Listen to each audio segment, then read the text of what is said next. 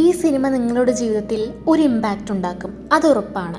ജീവിതത്തിൽ തീർച്ചയായും കണ്ടിരിക്കേണ്ട സിനിമകൾ പാർട്ട് 1. ഞാനിപ്പോൾ പറയുന്ന സിനിമ നിങ്ങൾ ഒരു വട്ടമേ കാണും.